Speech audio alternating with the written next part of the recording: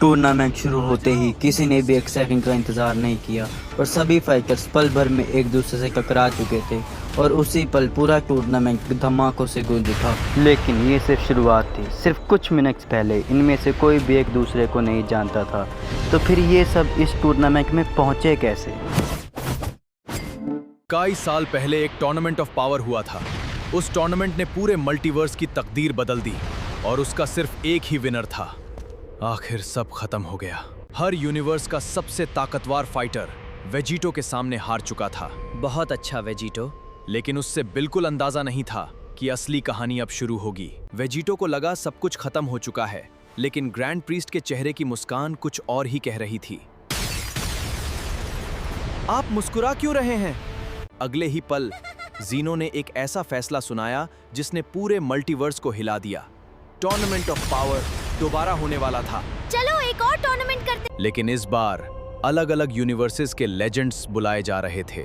इस बार सिर्फ सबसे ताकतवर ही बचेगा और उनमें से कुछ दुश्मन थे।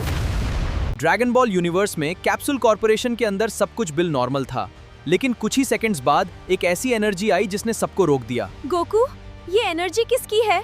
पोर्टल खुलते ही उसकी डिवाइन एनर्जी ने पूरी धरती को हिला दिया। गोकू और वेजिटा समझ चुके थे कि इस बार दुश्मन आम नहीं है, लेकिन उस एनर्जी का जवाब किसी और ने भी दे दिया था। अगले ही पल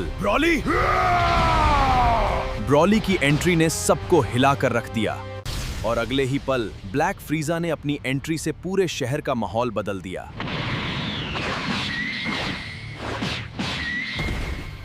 काफी टाइम हो गया गोकू, लेकिन फ्रीजा लड़ने नहीं आया था। उसकी नजर उस वॉरियर पर थी जिसे रोकना सबसे मुश्किल था। जैसे ही ब्रॉली और फ्रीजा की लड़ाई शुरू होने वाली थी, एक डिवाइन एनर्जी ने पूरे कैप्सूल कॉर्पोरेशन को अपनी एनर्जी से ढक दिया। अगली बारी नारुतो यूनिवर्स की थी, सास्के, जहां दो फाइटर्स अपनी ताकत को और भी आगे बढ़ा रहे थे। लेकिन उस दिन सिर्फ उनकी ट्रेनिंग नहीं रुकने वाली थी, किस्मत उन्हें एक और चैलेंज एक तरफ बुला रही थी। नारुतो, सास्के, तुम दोनों को टूर्नामेंट के लिए चुना गया है। जब बाकी वर्ल्ड्स में डिवाइन पोर्टल्स खुल रहे थे, तब जुजु दुनिया में भी कुछ अजीब होने लगा। ये कर्स्ड एनर्जी नहीं है।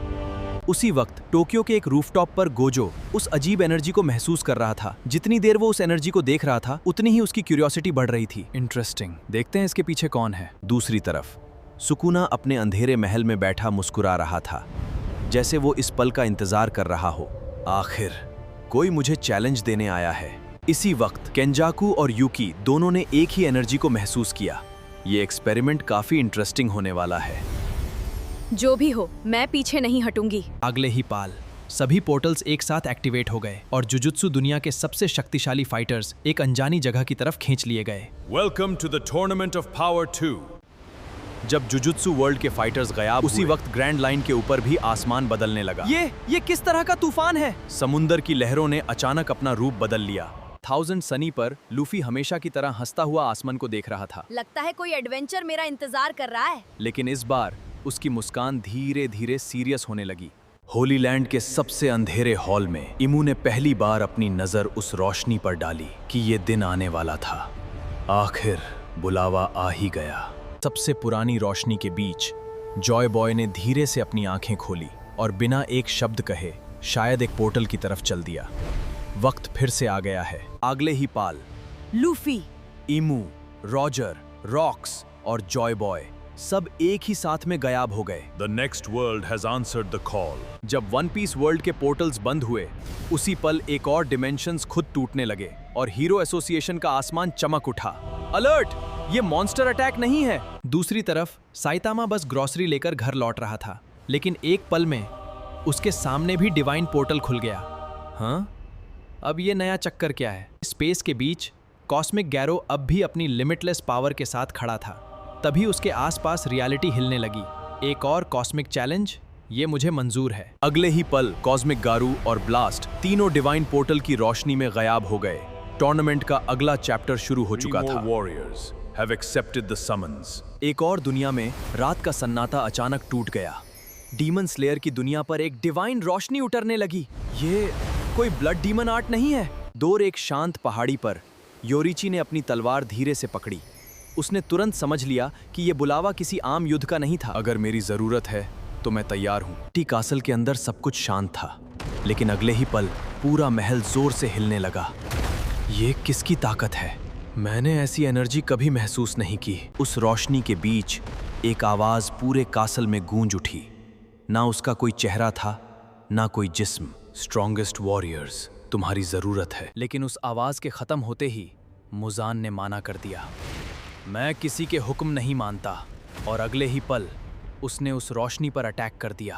अटैक के बाद कुछ पल के लिए सब कुछ बिल्कुल शांत हो गया। फिर अचानक हम हिल क्यों नहीं पा रहे? ये निमंत्रण नहीं, ये एक फैसला है। जिस रोशनी को मुजान रोक नहीं पाया, उसी पल ये जगह बदल रही है, बल्कि धीरे धीरे गायब होने लगी। हम यहाँ ज्यादा देर नहीं रुक सकते। उसी वक्त दोमा जोर से हंसने लगा। उसे लगा ये सिर्फ एक और इल्यूजन है। इतना ही था। लेकिन अगले ही पल डोमा की हंसी रुक गई, क्योंकि उसका अटैक उसी की तरफ वापस लौट आया। ये मुमकिन कैसे है? अब मजाक बंद करो। और तभी उनके सामने हवा में एक चमकता हुआ रास्ता खुल गया। इस बार किसी ने उन्हें कुछ नहीं कहा। जो भी हमारा इंतजार कर रहा है, मैं उससे मिलूंगा। टूर्नामेंट के शुरू होने में बस अब कुछ ही समय बचा है। Interesting। असली गेम अब शुरू होगा। और अब सबको पता चल जाए कौन है इस यूनिवर्स में सबसे ज़्यादा पावरफुल, गोकू, गोजो और ब्लैक फ्रीज़ा। गाइस, अगर आपको वीडियो पसंद आई तो वीडियो को लाइक और चैनल को सब्सक्राइब करना मत भूलें। और ऐसे ही वीडियोस देखने के लिए चैनल के साथ बने रहें। अगर आपको वीडियोस पसंद आती है तो कमेंट जरूर से करके जाया करें कि अगली वीडियो मैं किस पर बनाया करूँ।